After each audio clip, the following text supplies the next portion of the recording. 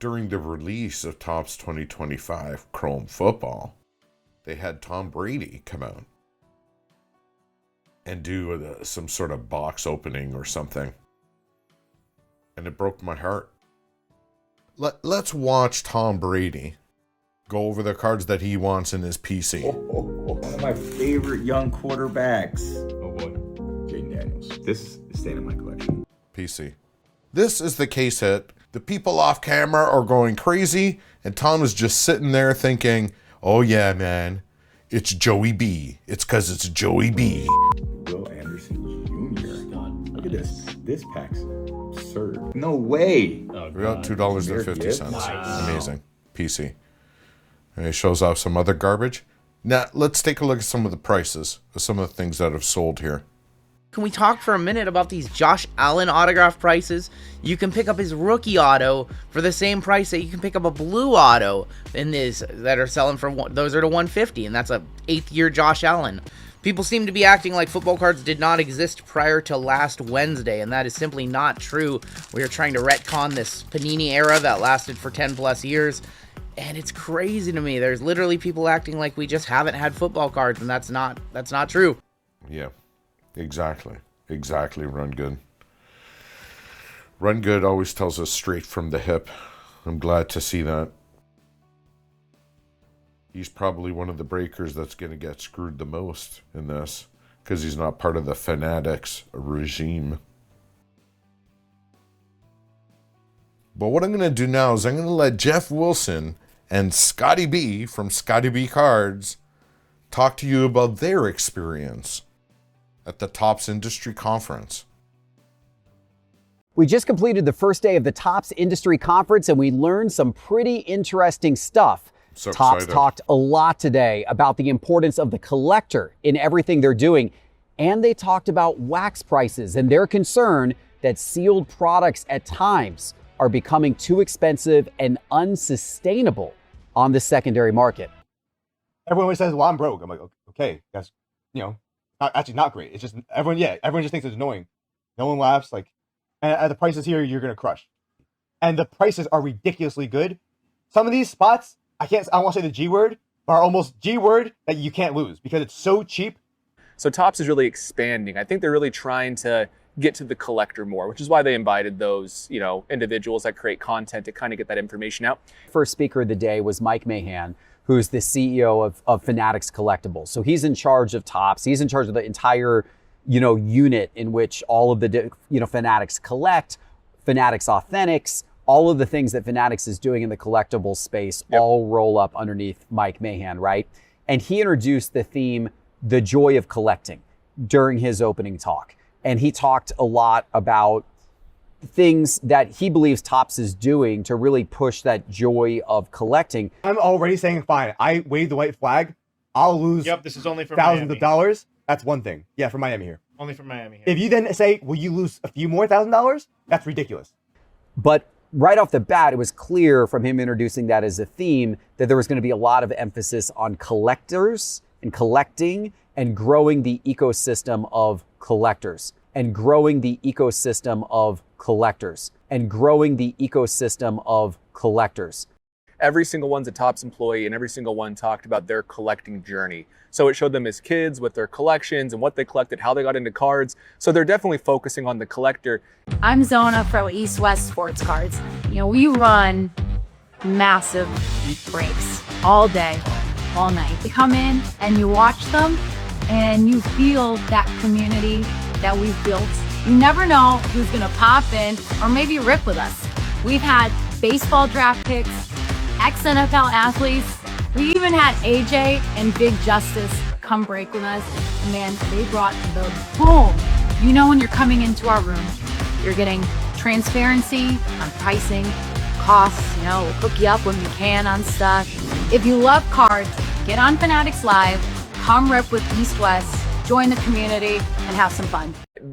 The whole time, every person was focused on the collector, individual stories, how we can, tell those stories and collect unique cards. It definitely created a nice theme for the event. Yeah. And when Mike Mahan spoke, he pointed to specific things Topps has done which has, in his opinion, advanced the collecting Yes. experience. He talked about some of the big cards, like you mentioned. Sure. Like he didn't really do that a lot, but he talked about some of those big things like the rookie debut patch autograph Yep. and the rookie red logo and all those things. Topps So, Rip Night, you know, obviously a big community event that brings a lot of people together at card shops across the country.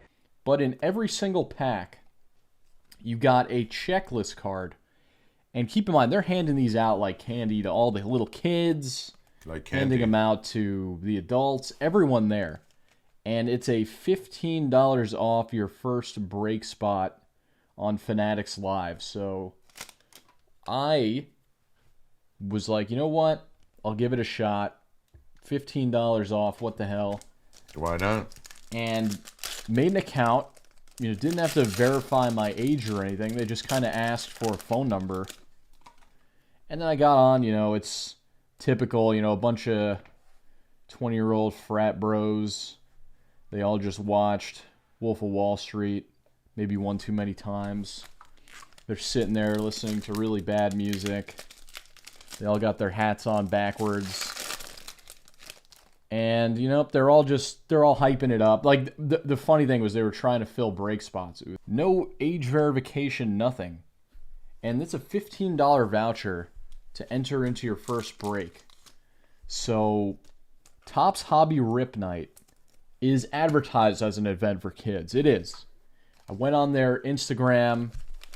They got videos about it. And most of them feature young kids. And there was a lot of young kids there. And they all got these packs.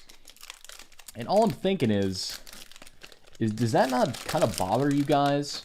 Imagine a casino handing out $15 vouchers to kids to go in there and gamble on roulette, slots, or something. Because that is what breaking is. You're just kind of trusting the 20-year-old with the snapback on. And you're hoping this person is giving you a fair shake and not, you know, just trying to make some quick, easy cash. Is that the business model for Fanatics? The ecosystem. Is this where Michael Rubin wants to take things? Getting kids hooked on gambling? Because there really isn't any government oversight to this. It's kind of just the Wild West at the moment. And I don't think in the long term that's going to help us, guys. I don't.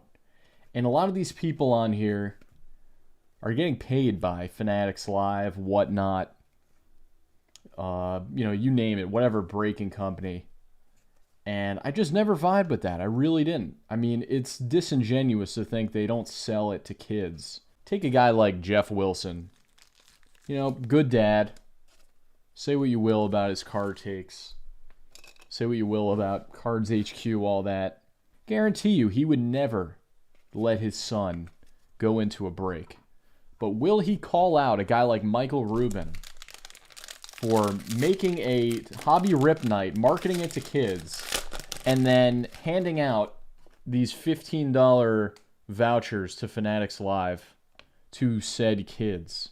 They spent a lot of time talking about the role of breakers as educators and the breakers and the content creators and saying prioritize this because we're going to bring the new people in and you need to educate the new people to ensure they have a good experience. And so it's nice to see Topps be self-aware that they don't just want customers in to get their money.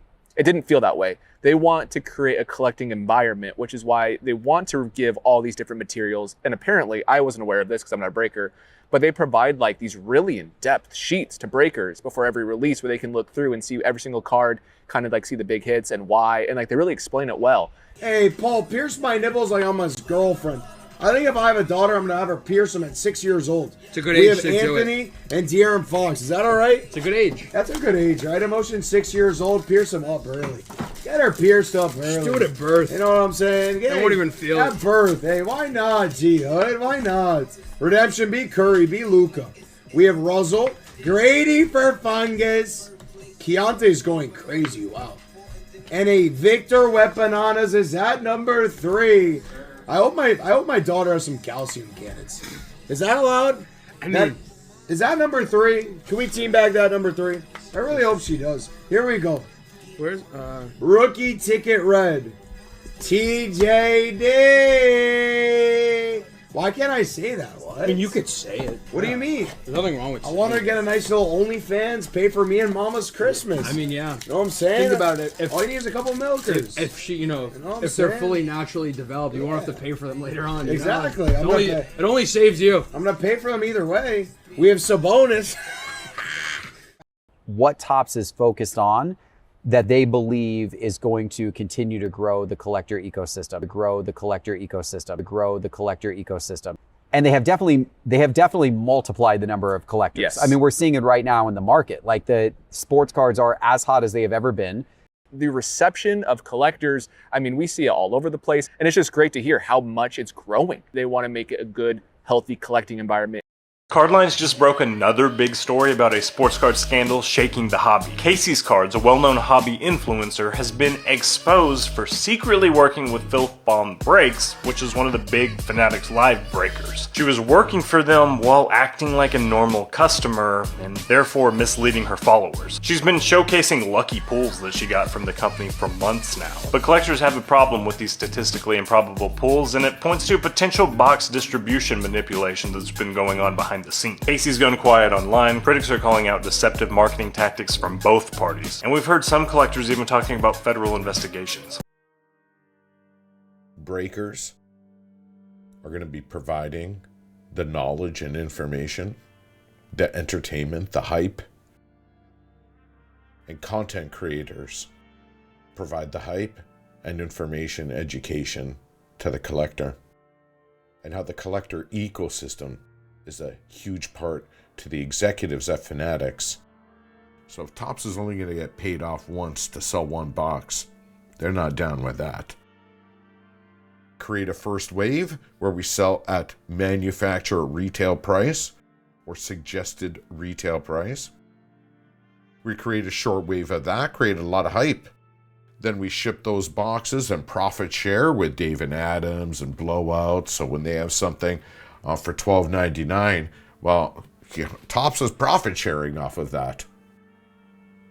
So when they say, oh, we don't have anything to do with the secondary market, well, you can control it, though. There are measures in place to control it because you're taking a piece of that pie at every part of that ecosystem.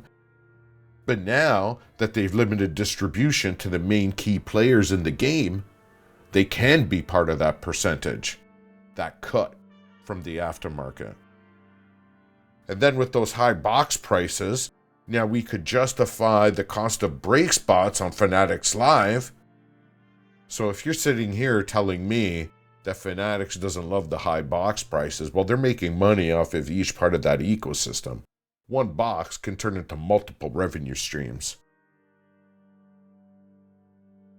That's why the big breakers are getting the stuff, because they're getting that product allocated to them from Fanatics. So they could hype up the product even more. They could show off the big hits. It's not like they want to cap people, like even casinos do, cap tables, maximum amount. It's not like they'd want to do that. No.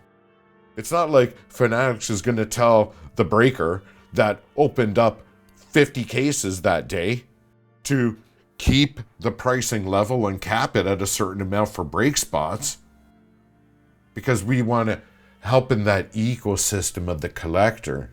Yeah, okay. Now, before you go, there's another important part of the Topps Industry Conference that Scottie B and Geoff Wilson covered. In fact, during their 40-something minute video, for about 10 minutes, they talked about this one topic. Topps and Fanatics is introducing their own credit card, which I thought was awesome, because on that credit card, you get 5% back on your purchases through Fanatics. The positive way of looking at it, because like you, I'm actually excited about this thing, and I'm certainly will apply for one of these things, because the positive way of looking at it is if you use it responsibly, it's a good thing to have. Because what they're doing is they're saying 5%, it's not true cash back, it's fan cash. So it's 5% credit, Fanatics, which you can use through Fanatics Collect and Topps.com and all that kind of stuff. But these credit card companies come to you and have incentives, just like warranties. You want to hit a certain quota, you get a certain bonus. You get a certain commission. Whoever gets the most activations of the Fanatics credit card at the end of the year will get a Shohei autograph, or maybe go to a VIP party with Juan Soto and Ronald Acuna Jr. 5% fan cash that on all of your purchases of cards, all of your purchases with hobby shops that sign up for the program. That's a big deal. Wow, I'm very surprised no one took free money. That collector can now walk into Cards HQ with one of the Fanatics credit cards and buy those same cards that they were going to buy anyway, but now get 5% cash back on their purchase for doing so. Fanatics Collect. You know, I buy high-end auction items on Fanatics Collect. You know, sometimes $30,000, $50,000 plus cards, right? Well, you don't have to say that. You do not need to say that. No one in the chat needs to comment, I am broke. If I could pay for one of those cards on a Fanatics credit card and get 5% fan cash, it's a pretty good situation for me. So if used responsibly, I think it's actually going to be a really good thing for the collectors who use it responsibly. But as someone who went through credit card debt in the teenage years as soon as I went to school, and that was due to things like going out to dinners, watching movies, renting hotel rooms, various things like that. But as Scottie B and Geoff Wilson talk about, you know, the responsible person, for the responsible person, this is a great thing. I don't know many 18-year-olds, 19-year-olds, 20-year-olds that are very responsible, especially those that will now grow up watching Fanatics live breaks. I don't know how many of those kids that learn to gamble and learn to take risks with big money will be that responsible. It's easier for 18-year-old college students to get credit cards, and lots of them, than ever before. Major banks have set their sights on the college crowd, a potential gold mine. Like, I wouldn't say they're doing anything predatory at all. If anything, I'm just excited. I was looking at a travel credit card because I'm going to be coming to Atlanta all the time, hopefully weekly, so we can film more content and do things together, which is going to be great. And there's benefits, and it's great. But to have that aspect and on the side of the hobby where I do a lot of my spending and I buy and sell, like, it's just, I only am excited about it. Like, I'm really excited. Plus, if you sign up for their credit card, there are other perks, one of which is kind of being clowned on a little bit, but I still think it's a great perk, is if you spend like $1,000 a month, which we all probably do on groceries, then you get a nice Fanatics jersey of your choice. Great, that's cool. You want to fill out a visa application, you get a free t-shirt. Just for filling it out? Just for filling it out. These are Visa cards offered by First USA Bank, and the vendors weren't shy. You need an application? What's that? What's it for? You sign up for Know Your Credit Card. What's that? Like you see right there, Visa. Oh, okay. And then you get a hat or a t-shirt just for signing up. T-shirt? Just for signing up? Yeah. Is it for students? Students or non-students? Or non-students. Do you need a job to sign up? If you're a student, you need to have some kind of income from parents or whatever. Mm-hmm. Some income from somewhere, no job required. But the thing that should excite collectors, especially those who struggle with getting product at release, is it does allow you, if you own this credit card, to be first in line to get new product on Topps.com. Like, that's great. And then you can use your Topps credit card or Fanatics credit card to buy something on Topps.com. You got 5% back. It's a 5% discount, right? Like, it gets you in there, helps you get product earlier, gives you a discount, and then you get a big check at the end of the year. I think it's great. It's America's growing dependency on credit that worries University of Houston professor Robert Manning.